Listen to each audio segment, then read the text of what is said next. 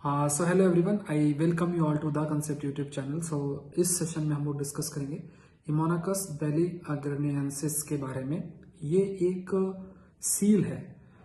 जैसे for example बहुत सारी जो सील की स्पीसीज आपकी पाई जाती हैं, और ये माना जाता था कि जितनी भी सील की स्पीसीज हैं मेनली वो नॉर्थ अटलांटिक रीजन में वो ओरिजिनेट होती हैं, और अगर सदर्न पार्ट में वो प्रेजेंट है तो वो इक्वेटर क्रॉस करके और फिर एंटार्क्टिका के अराउंड वो आपकी मिलती हैं।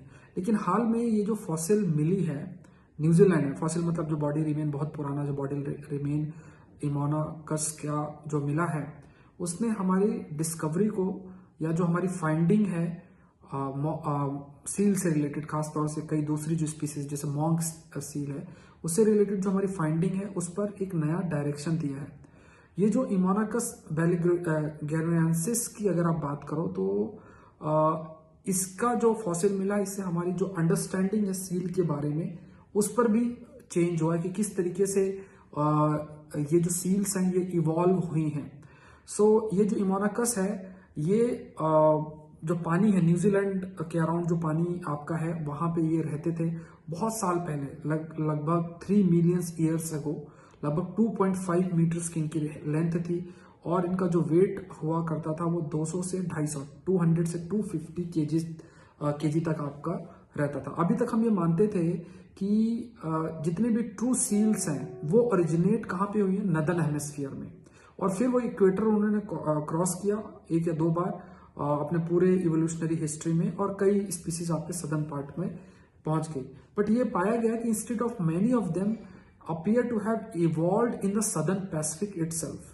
मतलब कई ऐसी स्पीसीज है, मतलब what we found या हमारी जो जानकारी थी वो यही थी कि नदर्न हेमिस्फीयर में ही जितनी ये सील्स हैं वो एक ओरिजिनेट हुई हैं और फिर वो इधर उधर मूव की हैं। लेकिन अभी जो ये स्टडी हुई है, जो ये फॉसिल मिला है उसके बेसिस पर उस पर उन्होंने ये कंक्लूड किया है कि कई ऐसी स्पीसीज सील की थी जो कि सदर्न पैसिफिक रीजन में ही वो ओरिजिनेट हुई हैं।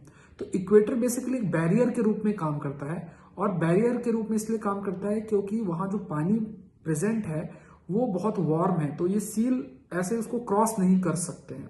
So equator usually acts as a barrier for marine animals.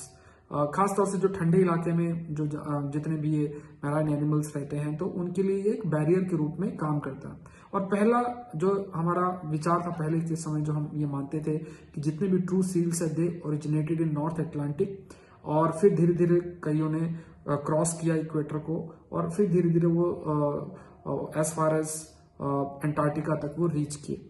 अब हिमोनाकस की बात किया जाए, हिमोनाकस की अगर आप बात करते हो तो it shows that many ancient seals including the ancestors of today's monk, elephant and Antarctic seals actually evolved in the southern hemisphere.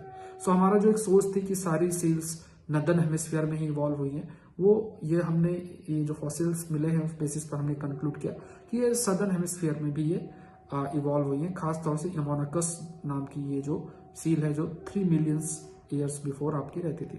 सो इस सेशन में इतना ही।